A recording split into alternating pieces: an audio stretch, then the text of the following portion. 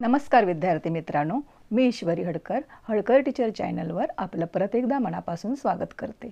तर आज मी डिमांड होती मला की जरा मॅथ्सचा पेपर मुलांना समजावून सांगा, त्यामुळे मी त्यावरती आज मी हे लेक्चर बनवलं आहे। तर मी आज हा मार्च 2024चा मॅथमॅटिक्स पार्ट 1चा आधी पेपर घेतला आहे आणि तो कशा प्रकारे सोडवायचा किंवा त्यामध्ये काही जे सोपे सोपे क्ल्यू असतात, साधं साधं ॲडिशन सबट्रॅक्शन मल्टिप्लिकेशन डिव्हिजनमध्ये पण मुलं चुका करतात, त्या कशा होऊ नयेत ह्या संदर्भात व्यवस्थित मार्गदर्शन केलं आहे। त्यामुळे हा व्हिडिओ पूर्ण बघून तुम्ही त्याच्याबद्दल व्यवस्थित माहिती समजून घ्या। तर आता सुरुवातीला ह्या सूचना काय आहेत त्या आपण बघूया। पेपरमध्ये प्रत्येक पेपरमध्ये ज्या वरती सूचना दिलेल्या असतात त्या नेहमी तुम्ही वाचत जा, म्हणजे त्या संदर्भात तुम्हाला पेपर लिहिताना काही चुका होणार नाही। कधी कधी सूचना असते की जसं की हिस्ट्री आणि जिओग्राफीमध्ये तुम्हाला फिल इन द ब्लँक्स पूर्ण लिहायचं असतं। जे वाक्य दिलं आहे, जसं की इथे एक वाक्य दिलं आहे बघा, अशा प्रकारे जे वाक्य दिलं आहे आणि डॉट डॉट केले तिथे आन्सर, असं पूर्ण तुम्हाला जिओग्राफी आणि हिस्ट्रीमध्ये लिहायचं असतं। तर मॅथ्स 1, मॅथ्स 2, सायन्स 1 आणि सायन्स 2मध्ये फक्त तुम्हाला त्याचे जे ऑप्शन नंबर आहेत, आता इथे अल्फाबेट आहेत ABCD किंवा कधी कधी रोमन नंबर असतात, कधी कधी स्मॉल अल्फाबेट्स असतात, तेवढेच एक्झाममध्ये लिहायचे असतात। ह्या ज्या सूचना असतात त्या ऑलरेडी वरती दिलेल्या असतात, त्यामुळे प्रत्येक पेपरच्या आधी ज्या सूचना असतात त्या नेहमी नीट वाचा। आता इथे काय म्हटलं आहे बघा, ऑल क्वेश्चन्स आर कंपल्सरी, म्हणजे मॅथ्स 1मध्ये टोटल 5 क्वेश्चन्स असतात, ते 5च्या 5 सोडवणे कंपल्सरी आहे। Use of calculator is not allowed, कॅल्क्युलेटरचा यूज तुम्हाला अलाउड नाही आहे। The numbers to be right of the questions indicate the full marks, आता ह्या बाजूला जे मार्क्स दाखवलेत ते प्रत्येक क्वेश्चन संदर्भातले त्या क्वेश्चनच्या संदर्भातले मार्क्स आहेत। म्हणजे क्वेश्चन नंबर 1A ला 4 मार्क्स आहेत, मग क्वेश्चन नंबर 1B ला 4 मार्क्स, अशा प्रकारे हे जे दाखवतात ह्या बाजूला ते प्रत्येक प्रश्नाचे मार्क्स दाखवतात। पुढे the case of MCQ question number 1A only the first attempt will be invalidated and will be given credit, हा अतिशय महत्त्वाचा त्यांनी नोट दिली आहे। MCQ म्हणजे हे जे 4 मार्काचे प्रश्न आहेत ना, पहिले क्वेश्चन नंबर 1A ते तुम्ही एकदाच अटेम्प्ट करू शकता। म्हणजे तुम्ही समजा क्वेश्चन नंबर 1A ह्याचा ऑप्शन A आहे असं लिहिलात आणि तिथे काट मारून तुम्हाला वाटलं की हे चुकीचं आन्सर आहे, म्हणून तिथे काट मारून जर परत तुम्ही खाली क्वेश्चन नंबर 1A मधलं जर आन्सर लिहायला गेलात B वगैरे म्हणून, तर ते चुकीचंच धरणार। म्हणजे फिल इन द ब्लँक्स हा असा प्रश्न आहे सगळ्याच सब्जेक्टमध्ये, तिथे तुम्ही एकदाच आन्सर लिहायचं आहे, परत नंतरच्या वेळी तुम्ही बरोबर लिहिलात खोडून तर ते चुकीचंच ग्राह्य धरलं जातं। त्यामुळे फिल इन द ब्लँक्स लिहिताना नेहमी केअरफुल राहा, अजिबात चूक करू नका, तिथे खाडाखोड पण करू नका। 2024मध्ये क्वेश्चन नंबर 1A कशा प्रकारे आलेला आणि त्याचे आन्सर्स काय आहेत, ती आन्सर्स कशी लिहायची आणि ते कशी सोडवायची हे आपण एक एक करून बघूया। Question number 1A choose the correct alternative from given, exam पेपरमध्ये तुम्हाला फक्त क्वेश्चन नंबर 1A एवढं लिहायचं आहे, हे पूर्ण बाकीचं अजिबात लिहायचं नाही आहे। आणि त्याच्यानंतर खालच्या ओळीला इथे रोमन 1 आहे, मग रोमन 1 असंच लिहून त्याचा डायरेक्ट ऑप्शन लिहायचा कुठला आहे आन्सरचा तो, जसं की इथे आन्सरचा ऑप्शन आहे, मी इथे तुम्हाला सोडवलेला पेपर दाखवते मी, हे बघा क्वेश्चन नंबर 1A, त्यानंतर मी रोमन 1 लिहिला आहे आणि त्याचं आन्सर आहे A, आणि नंतर मग हे कसं लिहायचं हे तुम्हाला फक्त समजावण्यासाठी मी हे लिहिलं आहे, पण हे तुम्हाला एक्झाममध्ये लिहायचं नाही आहे। जसं की क्वेश्चन नंबर 2 ह्याचं आन्सर आहे B, त्यानंतर क्वेश्चन नंबर C किंवा 3 ह्याचा आन्सर आहे D, आणि क्वेश्चन नंबर 4 ह्याचा आन्सर आहे C।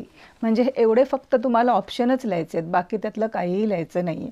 आता बघूया क्वेश्चन नंबर 1A मध्ये पहिला प्रश्न काय विचारला आहे, if 3 is one of the roots of the quadratic equation kx² - 7x + 12 is equal to 0, then k is equal to what, म्हणजे केची व्हॅल्यू आपल्याला काढायची आहे आणि त्याच्यासाठी त्यांनी आपल्याला इथे 3 पर्याय दिले आहेत, 4 पर्याय दिले आहेत। पहिला पर्याय आहे 1A, सेकंड B पर्याय आहे -1, C पर्याय आहे 3 आणि शेवटचा पर्याय आहे D -3।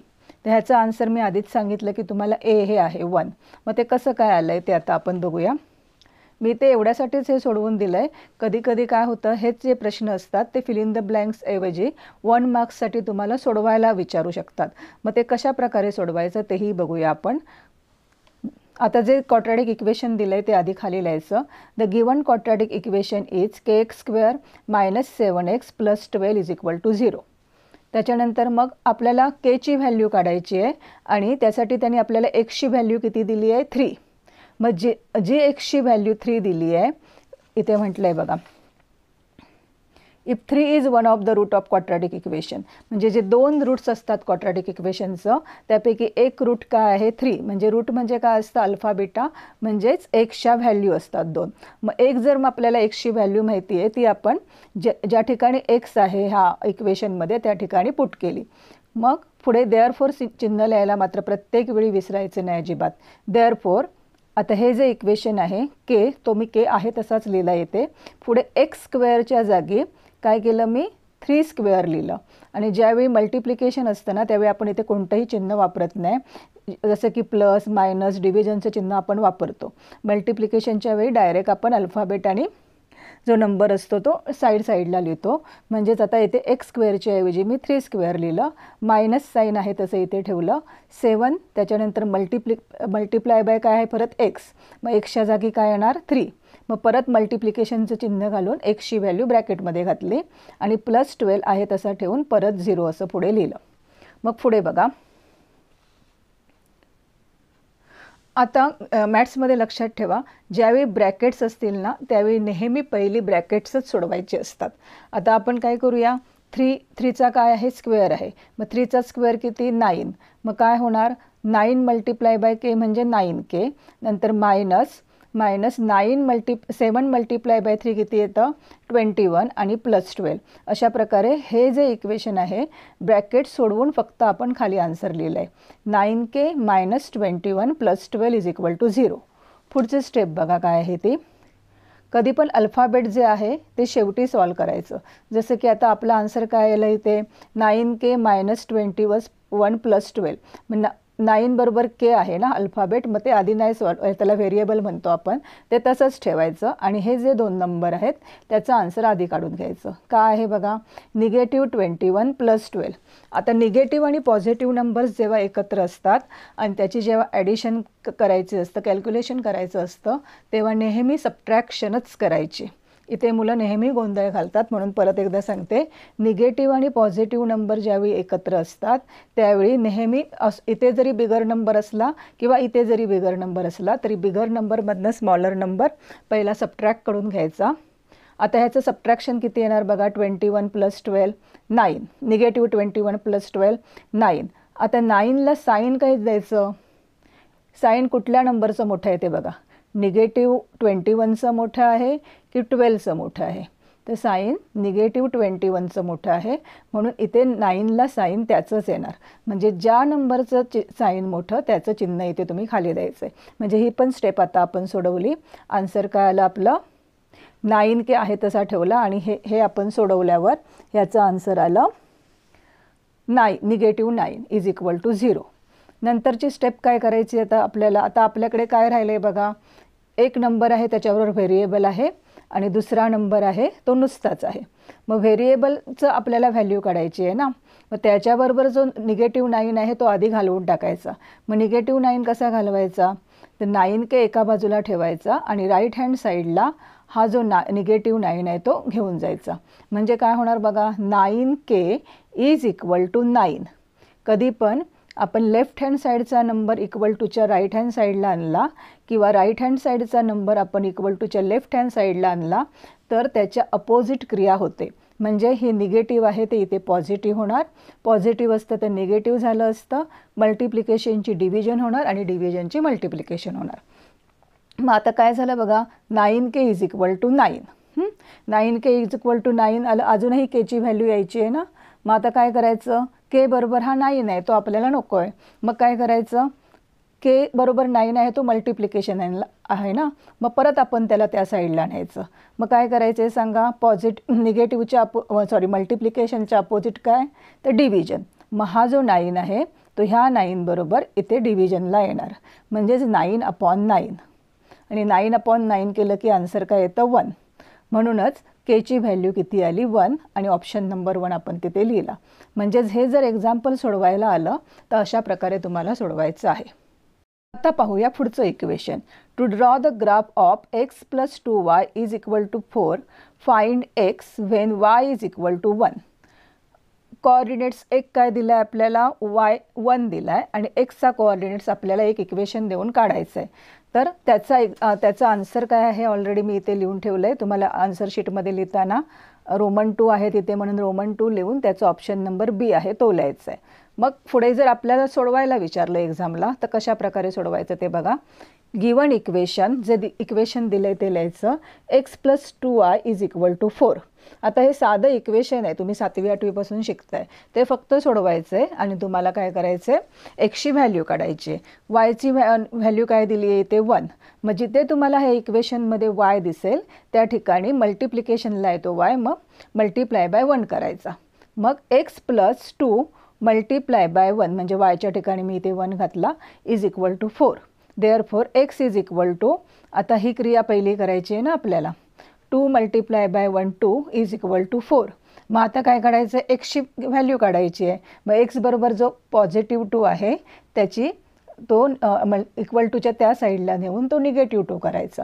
म्हणजेच एक्स इज इक्वल टू काय होणार, 4 - 2. आणि 4 - 2 म्हणजेच एक्सची व्हॅल्यू किती आली, 4. आता इथेही बऱ्याच वेळा मुलं कशा सिली मिस्टेक करतात ते बघा. मुलं काय करतात, आता हा नंबर त्यांना छोटा दिसतोय म्हणून तो डायरेक्ट बरोबर 4च्या पुढे नेऊन लावतात. पण काय काय वेळी जर इथे लहान नंबर असेल ना, समजा इथे 2 असता तर ते काय करणार, 4 आधी लावतात आणि मग 2 लावतात. आता तुमचा गोंधळ होऊ नये म्हणून तुम्हाला इथे एक्झाम्पल देते म्हणजे तुमच्या लक्षात येईल. अशा प्रकारे जेव्हा कधी कधी येतं एक्झामला, समजा x is equal to x - 5 is equal to 4 असेल ना, तर मुलं काय करतात, x इज इक्वल टू हा 5 आधी घेतात आणि मग +4 करतात. हे चुकीचं आहे. इथे उत्तर बरोबर येईल कारण ती ॲडिशनची क्रिया आहे. कधी पण हा नंबर तुम्ही इकडे नेताना ना, हा नंबर ह्या नंबरच्या पुढेच लावायचा अपोजिट करून. नेहमी जी इक्वल टूच्या पुढचा जो नंबर आहे तो आपली जागा चेंज करत नाही, हे लक्षात ठेवा. म्हणजे तुम्ही जो लेफ्ट हँड साईडवरनं नंबर आणणार आहात तो इकडे जो राईट हँड साईडला ऑलरेडी नंबर आहे त्याच्या पुढे नेऊन साईन चेंज करून लावायचं आहे आणि मगच कॅल्क्युलेशन करायचे. आलं ना लक्षात. पुढचा MCQ आहे, for an AP if T7 is equal to 4, D is equal to -4, then A is equal to what. ह्याचं आन्सर लिहिताना असं लिहायचं आहे, रोमन 3मध्ये त्याचा नंबर लिहायचा आहे प्रश्नाचा आणि आन्सर आहे त्याचं D, म्हणून ऑप्शन नंबर D फक्त लिहायचा. एवढंच तुम्हाला एक्झामला लिहायचं आहे. हा कसा सोडवायचा तो आपण बघूया. फॉर ॲन गिवन AP, जी AP दिली आणि त्यामध्ये काय काय दिलेलं आहे आपल्याला, तर T7 इज इक्वल टू 4 दिलं आहे, मग D इज इक्वल टू -4 दिले आणि N इज इक्वल टू 7 दिले. हे जे एक्झाम क्वेश्चन पेपरमध्ये दिलं आहे ते गिवन आधी सगळं लिहून घ्यायचं नेहमीच मॅथ्समध्ये. त्याच्यानंतर फॉर्म्युला काय आहे TNचा, TNचाच फॉर्म्युला का वापरायचा आहे, कारण इथे दिलेली इन्फॉर्मेशन सगळी TNच्या संदर्भात आहे. मग TN is equal to A + N - 1 multiply by distance. मग T7 is equal to A + Nची व्हॅल्यू किती दिली आहे, 7 - 1 मल्टिप्लाय बाय आपल्याला डिफरन्स किती दिला आहे, -4. आता T7 किती दिला आहे तर 4, तो पण आपण इथे घालून घेतला. जे दिलेले आहेत ते सगळ्या व्हॅल्यू पुट करून घ्यायचा. 4 + 4 इज इक्वल टू A + आता ब्रॅकेट सोडवायचं ना कधी पण सुरुवातीला, मग 7 - 1 किती तर 6 आणि हा जो मल्टिप्लिकेशनला आहे ना ह्या ब्रॅकेट बरोबर हा जो नंबर आहे तो मल्टिप्लिकेशनला आहे -4. मग 6 मल्टिप्लाय बाय -4. आता परत एक ब्रॅकेट आलं येते, मग 4 is equal to A + 6 multiply by -4चं मल्टिप्लिकेशन किती होणार तर -24. ज्यावेळी मल्टिप्लिकेशनला इथे लहान मोठी संख्या असा काही प्रॉब्लेम नाही आहे. मल्टिप्लिकेशन करून सिम्पल, ज्याचं एक निगेटिव्ह आणि एक पॉझिटिव्ह असेल तर नेहमी मल्टिप्लिकेशनला निगेटिव्ह साईनच द्यायचं.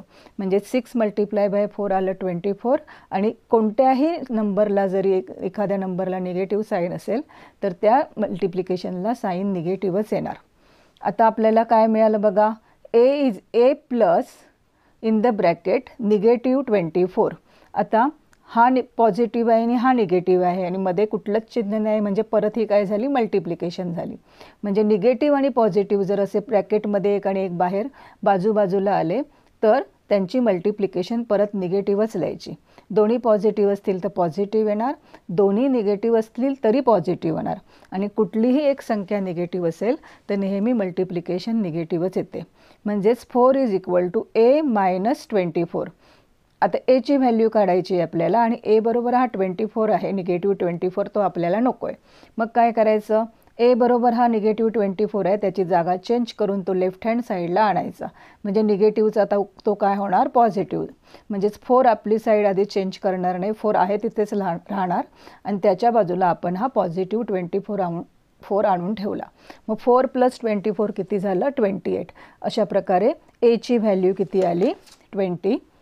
इथे ऑप्शन नंबर डी आहे तो लिहायचा एक्झामला. पुढचा क्वेश्चन बघा काय आहे. In the format of GSTIN there are dash alphanumericals. तुम्हाला क्वेश्चन जो लेसन आहे फायनान्शियल प्लॅनिंग 4 नंबरचा, त्याच्यामध्ये जी पहिली इंट्रोडक्शन दिली आहे त्यामध्ये सरळ सरळ दिलं आहे की त्यामध्ये टोटल किती अल्फा न्यूमेरिकल असतात, 15. म्हणून त्याचा ऑप्शन नंबर आन्सर नंबर किती आहे, सी. तर कशा प्रकारे 15 ते बघा एकदा. GSTIN begins with 2 digit state code, then owner's PAN number 10 digits, 2 digit state registration code and letter Z. म्हणजेच 2 + 10 + 2 + 1 असे टोटल 15 अल्फा न्यूमेरिकल आपल्या GSTIN नंबरमध्ये असतात. क्वेश्चन नंबर 1B काय आहे बघूया. Solve the following equation. ह्यामध्ये पण ऑप्शन्स नसतात. क्वेश्चन नंबर 1A आणि B हे तुम्हाला पूर्णपणे कंपल्सरी असलेले क्वेश्चन्स आहेत 8 मार्क्सचे. यामध्ये ऑप्शन्स नसतात. आणि क्वेश्चन नंबर 1A मध्ये तुम्हाला जास्त करून जे क्वेश्चन विचारतात ते तुमच्या इंट्रोडक्शनशी संबंधित असतात प्रत्येक लेसनच्या, किंवा तुम्हाला जे प्रॉब्लेम सेटमध्ये प्रत्येक प्रॉब्लेम सेटमध्ये फिल इन द ब्लँक्स असतात ते नीट करा. त्यापैकी एखादा तरी म्हणजे बऱ्यापैकी त्यामधलेच तुम्हाला इथे विचारतात. पुढे बघूया. Solve the following sub questions. काय आहे बघूया पहिला. If 17x + 15y is equal to 11 and 15x + 17y is equal to 21, then find the value of x - y. आता फक्त तुम्हाला x - y ची व्हॅल्यू काढायची आहे. काय काय मुलं काय करतात, इथे पूर्ण लिनियर इक्वेशन सोडवून ठेवतात. काही गरज नाही. 1 मार्काचा प्रश्न आहे. किती गुण आहेत ते तरी बघा ना आधी प्रश्नाला. 1 गुणाच्या प्रश्नाला तुम्ही म्हणजे बघत नाही नीट आणि पूर्ण इक्वेशन सोडवून ठेवून x आणि y ची किंमत काढता. त्यामुळे प्रश्न जरा नीट वाचा आणि त्याचे गुण बघा आणि त्याप्रमाणे तेवढ्याच गुणांसाठी तो सोडवा. आता इथे काय सांगितलं, हा लेसन खालचाच क्वेश्चन आहे. तुम्हाला जी 1.1 आहे त्यामध्ये हा क्वेश्चन आहे. तर आता काय आहे, कसा सोडवायचा तो बघूया. हे बघा ते मी सोडवून दिला आहे, तो आपण बघूया कसं करायचं स्पष्टीकरण त्याचं. ते द गिवन इक्वेशन्स आर, कुठली कुठली इक्वेशन दिली ती आधी लिहायची. 17x + 15y is equal to 11, equation number 1. 15x + 17y is equal to 21, equation number 2. Now let's the subtract equation 2 and 1. ज्या सबट्रॅक्शनच्या वेळी ना नेहमी लक्षात ठेवा, जास्त करून जे मोठे नंबर असतील जास्त ते इक्वेशन वरती घ्या. म्हणजे काय होतं, इक्वेशन सोडवायला जास्त सोपं जातं. निगेटिव्ह पॉझिटिव्हचा जास्त गोंधळ होत नाही.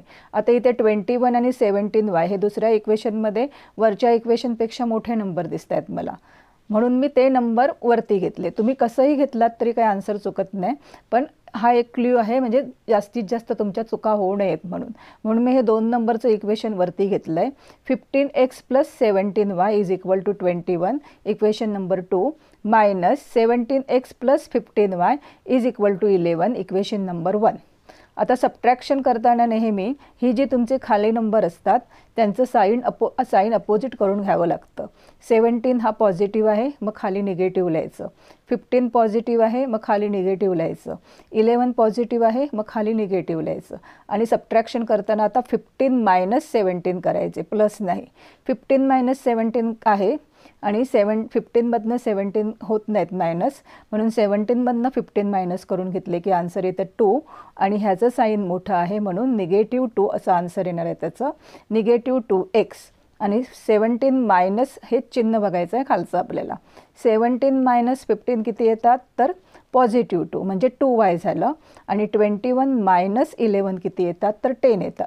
अशा प्रकारे आपण हे इक्वेशन सोडवून घेतलं. पण आपल्याला व्हॅल्यू कशाची काढायची आहे विचारली आहे तर x + y.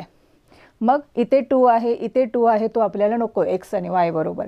मग काय करायचं, हा 2 आणि हा 10 दोन्ही कुठल्या टेबलमध्ये येतात तर 2च्या टेबलमध्ये येतात. मग dividing the above equation by 2, दोन्ही बाजूला 2ने जर आपण डिवाइड केलं तर 2ला 2 कॅन्सल होऊन काय राहणार आपल्याकडे -x. इथे पण 2ला 2 कॅन्सल होऊन काय राहणार y. आणि 10 डिवायडेड बाय 2 केले की आन्सर काय येणार 5. तर हे जे आन्सर आले ते माझं -x + y = 5 असं आलं आहे. पण आपल्याला सबट्रॅक्शन विचारली आहे त्यांनी. इथे आपल्याला सबट्रॅक्शनचं साईन हवं आहे म्हणून पूर्ण जे इक्वेशन आहे ते अपोजिट करून घ्यायचं. म्हणजेच काय होणार x - y = -5. हे झालं आपलं फायनल आन्सर. हा जो निगेटिव्ह आहे तो पॉझिटिव्ह झाला, हा पॉझिटिव्ह आहे तो निगेटिव्ह झाला, हा पण पॉझिटिव्ह आहे तो निगेटिव्ह झाला. पूर्ण इक्वेशन चेंज करायचं, एकच साईड नाही करायची. म्हणजे जर x - y विचारला तर आन्सर काय आहे त्याचा -5. आणि x + y विचारलं तर आन्सर काय असलं असतं त्याचं 5. एवढं लक्षात ठेवा. पुढचा क्वेश्चन आहे question number 2. Find first term of the sequence tn = tn-2. हा क्वेश्चन मुलांना उगीच गोंधळल्यासारखा झाले त्या प्रश्नामध्ये. जरा विचार केला तर हा प्रश्न पण अतिशय सोपा आहे. गिवन काय काय ते आधी लिहून ठेवा, हाफ मार्क तरी मिळतो अगदीच नाही तर. म्हणजेच गिवन काय आहे tn = tn 3n-2. आता फर्स्ट टर्म काढायची आहे म्हणजेच n किती घ्यायचा आहे ते 1. इथेच मुलं गोंधळतात. n किती घेतला आपण 1. म्हणजेच कशाची व्हॅल्यू काढायची आपल्याला फर्स्ट टर्म म्हणजे टर्म 1 म्हणजे t1ची व्हॅल्यू काढायची आहे. मग इथे काय केलं आपण ह्या व्हॅल्यूमध्ये 3 दिला आहे तसाच घेतला, nच्या ठिकाणी 1 लिहिलं आणि -2. मग t1 = 3 × 1 किती 3 आणि -2 म्हणजेच 3 - 1 किती 1. तर first term of the sequence is 1. एवढं सोपं आन्सर आहे त्याचं. पुढचा प्रश्न आहे the face value of the share is ₹100 and the market value is ₹150. If the rate of the brokerage is 2%, find the brokerage paid on 1 share.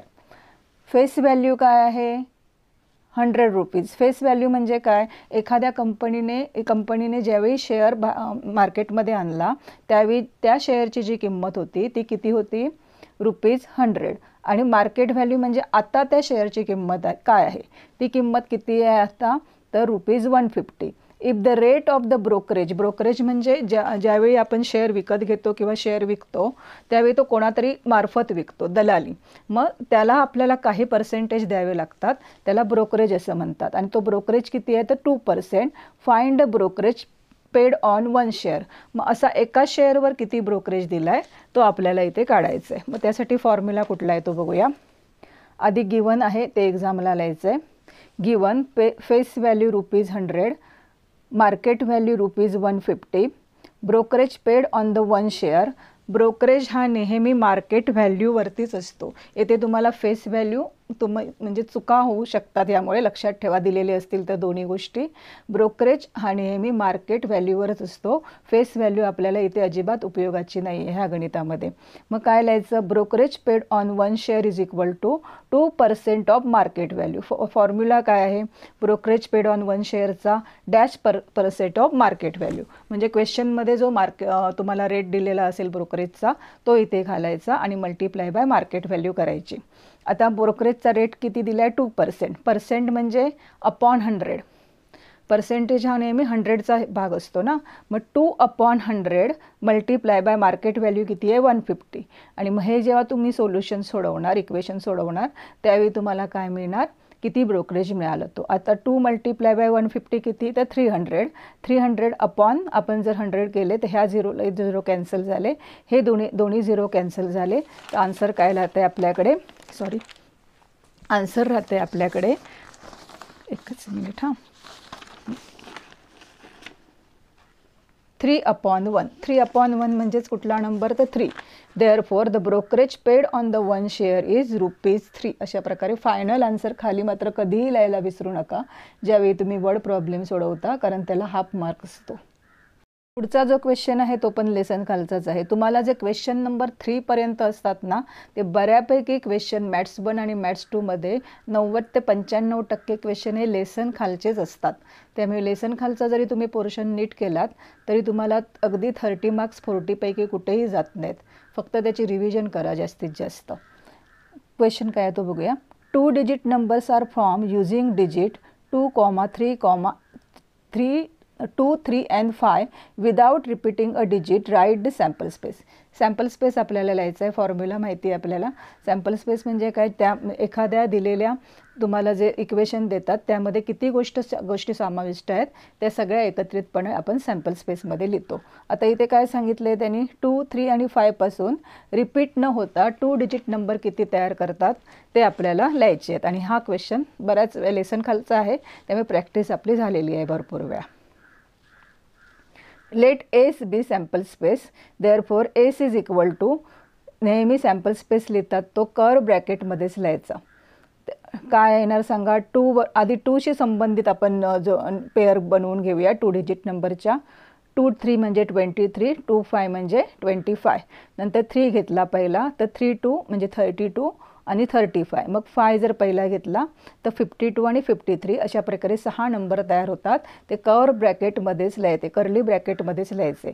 म्हणजेच number of S किती झाले, नंबर ऑफ सॅम्पल स्पेस किती झाले, तर 1, 2, 3, 4, 5, 6. म्हणजेच number of sample space 6. Required sample space is 6. अशा प्रकारे answer लिहायचं. ह्याला तुम्हाला अर्धा मार्क असणार आणि ह्याला तुम्हाला अर्धा मार्क असणार. प्रकारे आपण आता क्वेश्चन नंबर 1A आणि B कंप्लीट केला आहे. आता क्वेश्चन नंबर 2A मध्ये कशा प्रकारचे प्रश्न येतात ते बघूया. Complete the following activity and rewrite them. Any 2 म्हणजे 3 ॲक्टिव्हिटी दिलेल्या आहेत तुम्हाला. त्यातल्या 2 ॲक्टिव्हिटी कंप्लीट करायच्या असतात एक्झामला आणि प्रत्येकी त्याचे 2-2 मार्क असतात. म्हणजे 4 बॉक्स तुम्हाला भरायचे असतात. प्रत्येक बॉक्सला अर्धा मार्क. अशा प्रकारे 2 आणि 2 असे 4 मार्क्स या प्रश्नाला असतात. पहिली ॲक्टिव्हिटी काय दिली आहे बघूया. If 0,2 is the solution of 2x + 3y is equal to k, then find the following activity to find the value of k. ची व्हॅल्यू आपल्याला काढायची आहे आणि त्यासाठी ॲक्टिव्हिटी कशी दिली आहे ती बघा. ज्यावेळी तुम्हाला ॲक्टिव्हिटी असा प्रश्न असतो एक्झामला, त्यावेळी जे सोल्युशन तुम्हाला दिलं आहे ते आहे तसं एक्झामला तुम्हाला लिहायचं आहे. ह्याच्यामध्ये काही वेगळं लिहायचं नाही आहे. तुम्ही रफ वर्क झालं तरी साईडला करा, पण जशी ॲक्टिव्हिटी दिली आहे तशी तुम्हाला एक्झामला लिहायची आहे. म्हणजे जे तुम्हाला स्क्वेअर ब्रॅकेटमध्ये लिहायचे आहेत ती आन्सर स्क्वेअर ब्रॅकेटमध्येच लिहायची आणि बाकी सगळं जसं दाखवलं आहे तसंच लिहायचं आहे. ह्याच्यासाठी जर तुम्हाला रफ वर्क करायची गरज लागली तर ते तुम्ही वेगळं करायचं. जसं तुम्ही तुमच्या मनाप्रमाणे सोल्युशन लिहिता तसं इथे लिहायचं नाही आहे. आता काय ॲक्टिव्हिटी दिली आहे बघा. 0,2 is the solution of the equation 2x + 3y is equal to k. Put x is equal to, हे जे कोऑर्डिनेट्स आहेत त्यामध्ये पहिला नेहमी जो कोऑर्डिनेट असतो तो xचा असतो आणि दुसरा yचा असतो. म्हणजे xची व्हॅल्यू किती झाली 0 आणि y is equal to 2. Then पुढे काय लिहिलं आहे बघा. 2 multiply by bracket plus 3 multiply by 2 is equal to k. आता हे इक्वेशन जे दिलं आहे 2x + 3y is equal to k, त्याच्याबरोबर 2 बरोबर काय लावायचं आहे आपल्याला xची व्हॅल्यू, आणि xची व्हॅल्यू काय आहे 0. म्हणजे इथे काय येणार, इथे मी सोडवून दाखवले तेच घेते म्हणजे तुमच्या लक्षात येईल. इथे मी xची व्हॅल्यू 0 आणि yची व्हॅल्यू 2. नंतर 2 बरोबर xची व्हॅल्यू 0 आहे म्हणून 0 लिहितलं आणि 3 मल्टिप्लाय बाय 2 ऑलरेडी दिलं आहे इज इक्वल टू k. इथे जी 2 आहे ती yची व्हॅल्यू घातली आहे त्याने. नंतर कुठलाही नंबर किती पण मोठा नंबर असू दे त्याची जर आपण 0 बरोबर मल्टिप्लिकेशन केली तर ती नेहमी 0च येते. त्यामुळे 0 + 3 मल्टिप्लाय बाय 2 किती तर 6. 3 2 जा 6 आणि त्याच्यानंतर मग k is equal to k. आता इथे पण एक सिंपल रूल आहे, काही मुलांना तोही येत नाही म्हणून सांगते.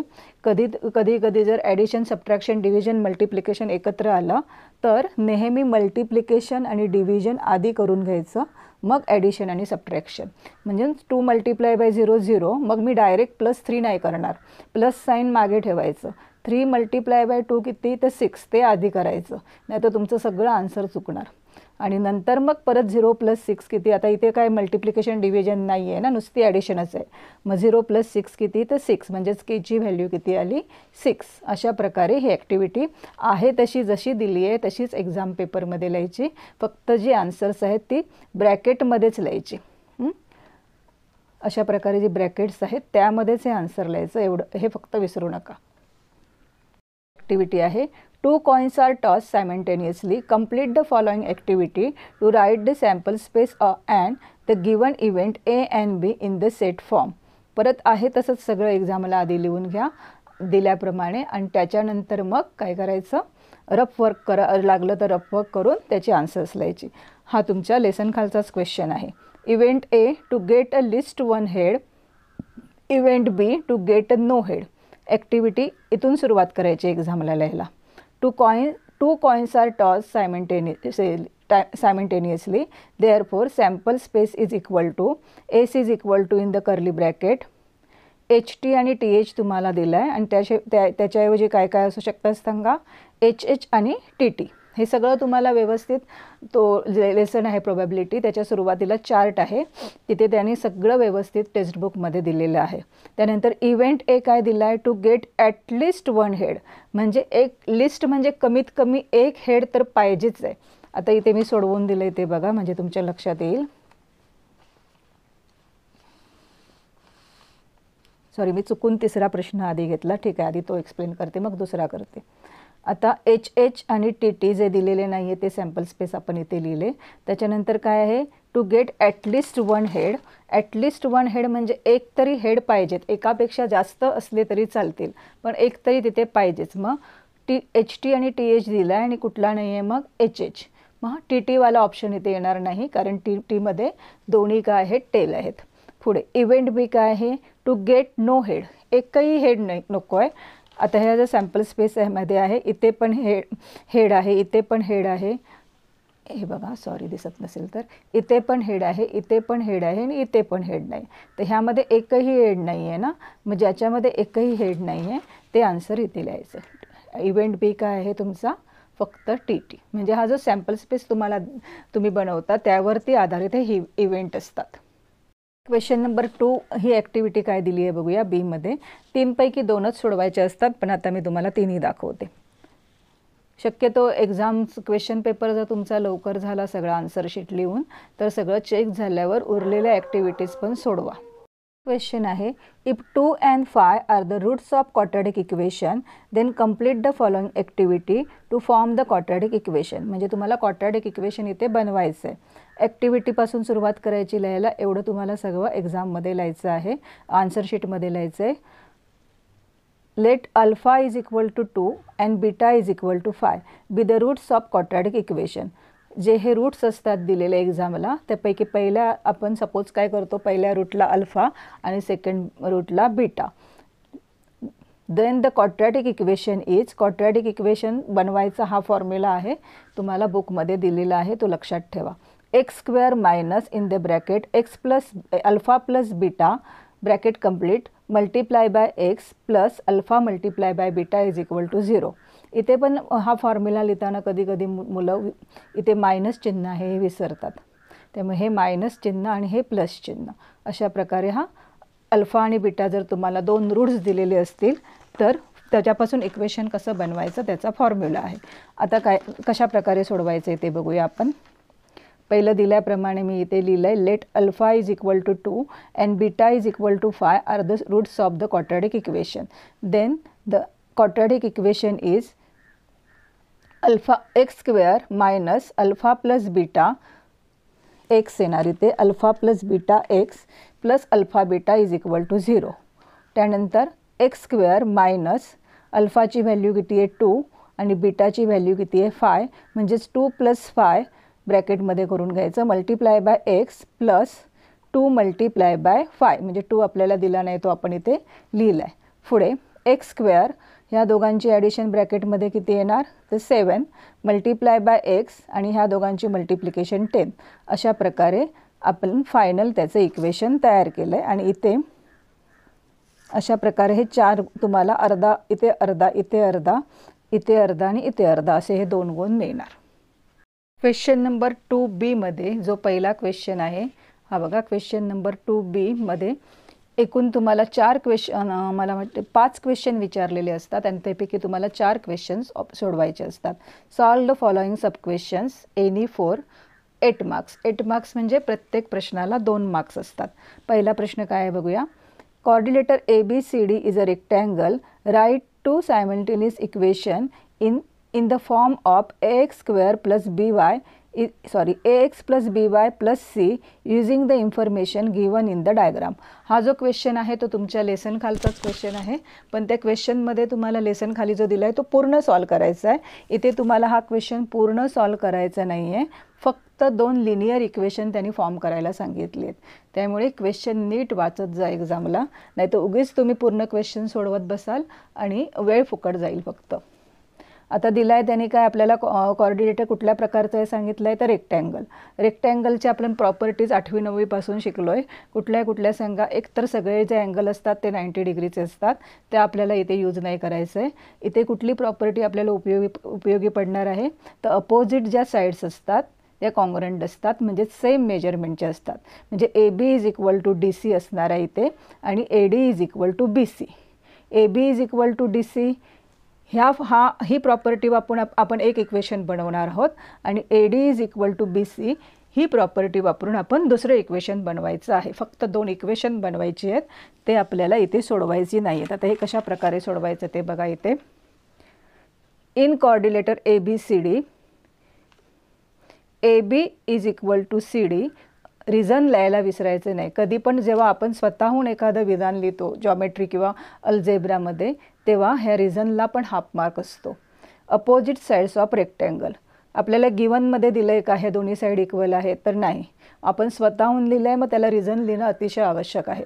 मग काय होणार, जेव्हा AB आणि CD इक्वल आहेत मग त्यांची जी मेजरमेंट दिली आहेत आपल्याला इथे ती आपण दोन्ही इक्वल दाखवू शकतो ना, इक्वल साईनने. मग काय लिहायचं, 2x प्लस y प्लस 8 ही एक साईड झाली AB is equal to sign ठेवलं मध्ये आणि CDचं मेजरमेंट काय दिलं आहे बघा 4x minus y.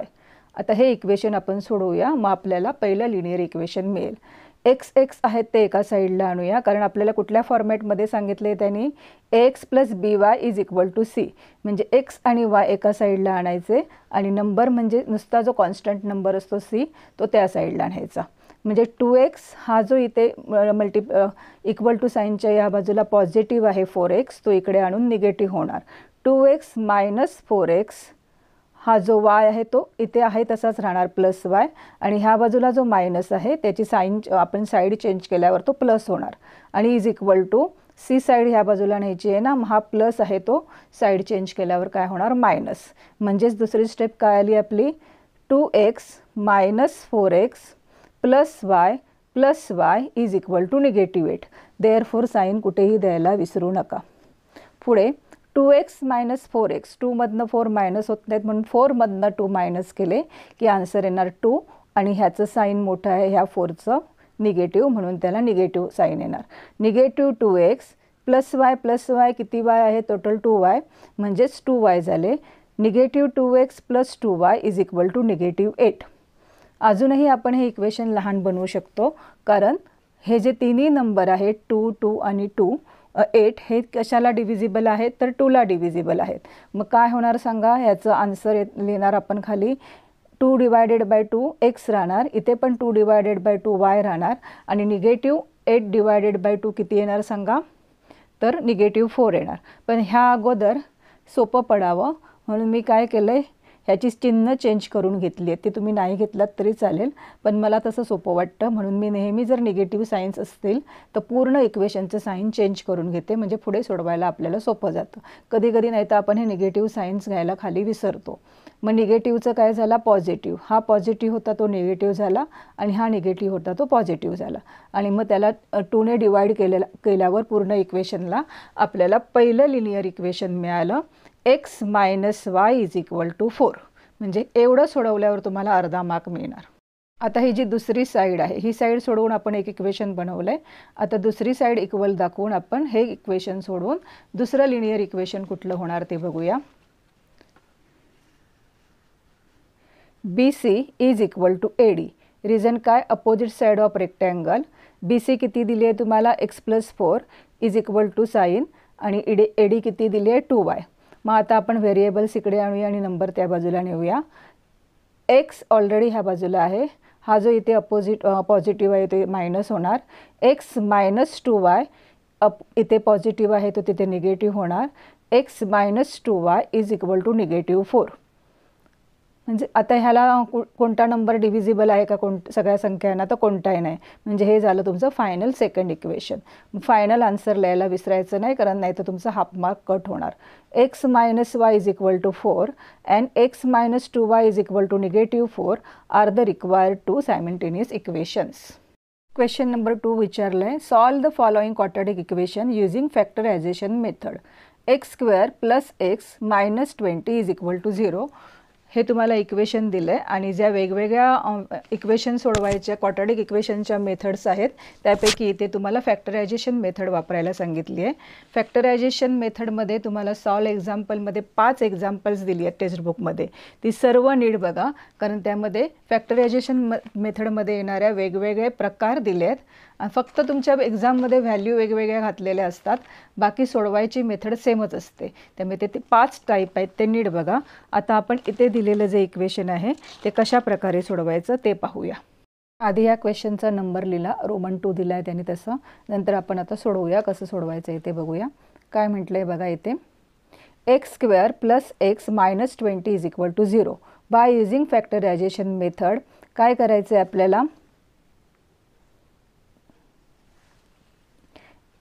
x² + 5x - 4x - 20 is equal to 0 असे आपण 20चे फॅक्टर्स काढलेत आणि त्याची अशा प्रकारे तिथे मांडणी केली आहे की 20च्या फॅक्टर्सची मल्टिप्लिकेशन तर 20 येणारच, -20 आली पाहिजे. आणि ॲडिशन आहे तो हा जो मिडलमधला नंबर आहे, किती आहे सांगा?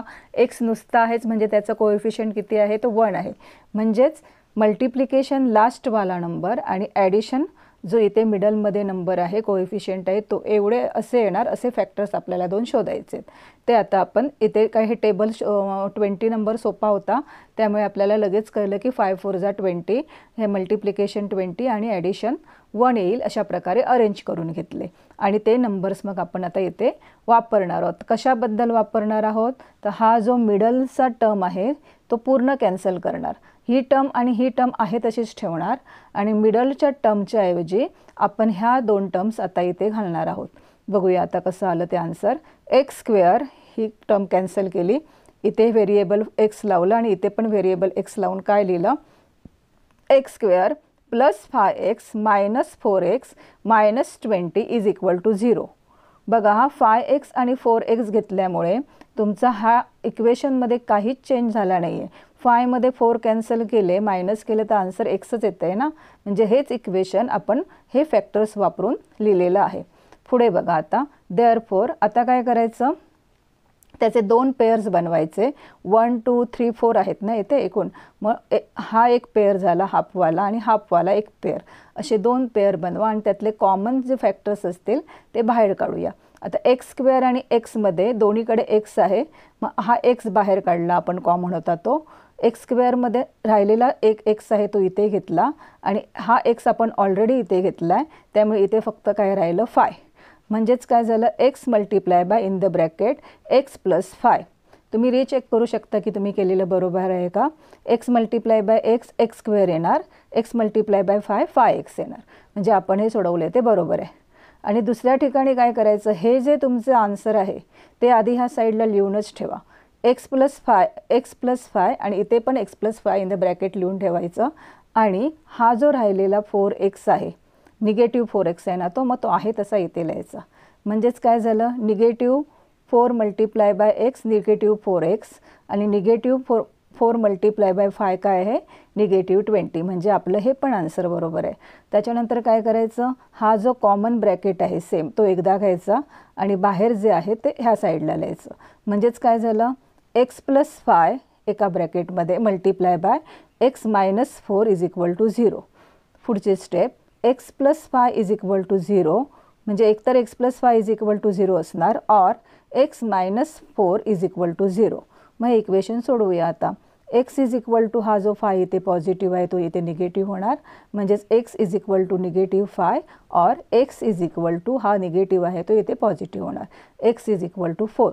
Therefore, -5 and 4 are the roots of the given quadratic equation. हे फायनल आन्सर लिहायला विसरू नका.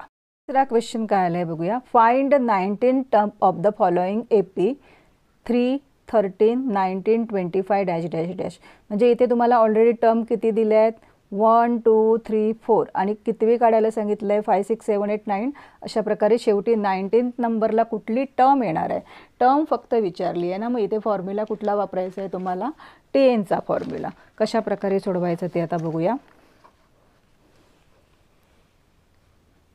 The sequence given is 7, 13, 19, 25 dot dot dot. Here first टर्मला आपण काय म्हणतो T1 किंवा A, कारण फॉर्म्युलामध्ये T1च्या ऐवजी आपल्याला Aच लिहायचं असतं.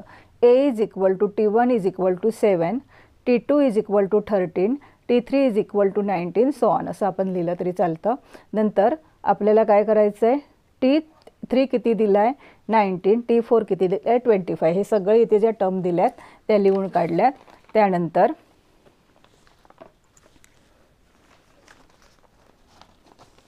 कॉमन डिफरन्स काढून घ्यायचा. कॉमन डिफरन्स कसा काढतो तर कॉमन डिफरन्सला अल्फाबेट वापरतात D. T2 मायनस T1 करायचं, म्हणजे दुसऱ्या टर्ममधनं फर्स्ट टर्म मायनस करायची किंवा तिसऱ्या टर्ममधनं सेकंड टर्म मायनस करायची. असं डाव्या बाजून उजव्या बाजू राईट हँड साईडने लेफ्ट हँडची टर्म जर तेव्हा तुम्ही मायनस कराल तर तुम्हाला डिस्टन्स मिळणार. आता T2 किती आहे तुमचा 13, 13 मायनस 7 किती येतं तर 6. हा झाला तुमचा डिस्टन्स दोन टर्ममधला. To find 19 term we know TNचा फॉर्म्युला लिहायचा. TN is equal to A plus in the bracket n-1 bracket complete multiply by D. आता TN म्हणजे कुठली N कुठला आहे आपला 19th आहे. T19th इज इक्वल टू 7, एक आहे 7 प्लस 9-1 मल्टिप्लाय बाय 6. म्हणजेच हा आता तुम्ही इक्वेशन सोडवलात की तुम्हाला T19 मिळणार. आधी ब्रॅकेट कधी पण सोडवायचं असतं ना. मग 7 प्लस 19-1 किती तर 18 आणि 18 बरोबर मल्टिप्लिकेशनला काय आहे 6. जेव्हा ब्रॅकेट कंप्लीट करून झाल्यावर कधी पण मल्टिप्लिकेशन डिव्हिजन आधी करायची मग ॲडिशन सबट्रॅक्शन करायची. मग 18 मल्टिप्लाय बाय 6 किती तर 108.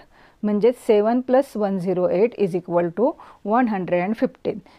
Therefore, the 19 term of the AP is 115. हे फायनल आन्सर लिहा. A card is drawn from a well shuffled pack of 52 playing cards. Find the probability that the card drawn is a face card. आता 52 जे cards असतात त्यामध्ये face cards प्रत्येकी किती असतात सांगा. प्रत्येकी 3-3 असतात. कुठले तर क्वीन, किंग आणि जॅक. अशा प्रकारे 3, 4 किती होतात 12 होतात. म्हणजे टोटल फेस कार्ड्स किती असतात पॅकमध्ये तर 12 असतात. ते आता हा क्वेश्चन कसा सोडवायचा तो बघूया. देअर आर 52 कार्ड्स, म्हणजेच number of sample space NH किती झाला तुमचा 52. Let A be the event of getting face cards. म्हणजे इव्हेंट ठरवायचा. एकदा तुमचा NH झाला की तुम्हाला इव्हेंट लिहावा लागतो प्रॉबॅबिलिटी काढताना. मग A हा आपण काय म्हटला getting face card. Event A getting face cards. There are 12 face cards in playing cards. Therefore NA म्हणजे इव्हेंट A किती झाला तुमचा तर 12 झाला. त्याच्यामुळे पुढे लिहिलं आहे बघा पुढच्या पेजवर. आता तुम्हाला एकदा NA मिळाला आणि सॅम्पल स्पेस मिळाला की प्रॉबॅबिलिटीचा फॉर्म्युला काय आहे P in the bracket event A आहे म्हणून मी ते A लिहिलं आहे is equal to NA upon NS. म्हणजे ज्याचे इव्हेंटचे नंबर ऑफ सॅम्पल स्पेस असतील टोटल सॅम्पल स्पेस अपॉनला घ्यायचे खाली आणि जो इव्हेंट घेतला आहे त्याचे सगळे सॅम्पल स्पेस असतील ते तुम्ही इथे वरती लिहायचे. म्हणजेच PA इज इक्वल टू किती झालं 12 अपॉन 52.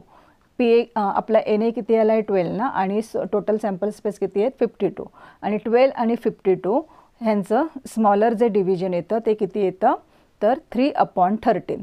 म्हणजेच हे दोन्ही पहिले डिव्हिजिबल 4ला डिव्हिजिबल आहेत. 4ने जेव्हा तुम्ही डिव्हिजन करणार त्यावेळी तुम्हाला आन्सर काय मिळणार याचं 3/13 असं फायनल आन्सर मिळणार. ठीक आहे. तर आता पुढचा प्रश्न काय आहे तो बघूया. लास्टचा आपला क्वेश्चन नंबर 2B मधला. The following table shows the classification of numbers of workers and number of hours they work in the software company. Prepare less than upper limit type cumulative frequency distribution table. Cumulative frequency तुम्हाला CFचं table बनवायचं येते. त्यामध्ये दिलेलं काय काय आहे बघा. तुम्हाला डेली नंबर्स ऑफ अवर्स दिलेत 8 to 10, 10 to 12, 12 to 14, 14 to 16 आणि नंबर ऑफ वर्कर्स 150, 500, 300 आणि 50. फक्त तुम्हाला CF लिहायचं आहे. त्यामुळे जे दिलेलं आहे चार्ट 3 तुमचे भाग होणार त्याचे. पहिलं जे एक्झाम पेपरमध्ये दिलं आहे क्वेश्चन पेपरमध्ये ते 2 पार्ट आहेत तसेच लिहायचे आणि CFचा आहे एक नवीन पार्ट बनवायचा. क्युम्युलेटिव्ह फ्रिक्वेन्सी कशी लिहितो आपण तर पहिला नंबर आहे तसा आणि मग प्रत्येक वेळी पुढच्या नंबरची ॲडिशन आपण त्यामध्ये ॲड करत जातो. आणि आता 150 प्लस किती करायचे 500. मग 150 प्लस 500 किती येणार तर 650. 650मध्ये किती ॲड करायचे 300. मग आन्सर किती येणार 950. 950मध्ये ॲड किती करायचे 50. तर आन्सर किती झालं 1000. म्हणजेच तुमची क्युम्युलेटिव्ह फ्रिक्वेन्सी किती झाली. अशा प्रकारे तुम्ही लिहू शकता. आता चेक करायचं असेल तुम्हाला तुमचे हे आन्सर सगळे बरोबर आहेत की नाही तर ह्या सगळ्यांची ॲडिशन करून बघा. ती ह्या नंबर एवढी आली पाहिजे म्हणजे तुमचं हे आन्सर बरोबर आहे. अशा प्रकारे आपण आजच्या ह्या लेक्चरमध्ये 2024चा जो बोर्ड पेपर आहे मॅथ्स 1चा त्याचे पहिले 2 क्वेश्चन पूर्णपणे कंप्लीट केले आहेत. ते व्यवस्थित समजले असतील अशी मी आशा करते. चॅनलला सबस्क्राईब करा, कमेंट करा, शेअर करा आणि जास्तीत जास्त रिव्हिजन करत राहा. धन्यवाद. क्वेश्चन पेपरचे जे राहिलेले question number 3 to question number 5 आहेत ते आपण पुढच्या लेक्चरमध्ये व्यवस्थित समजून घेऊ.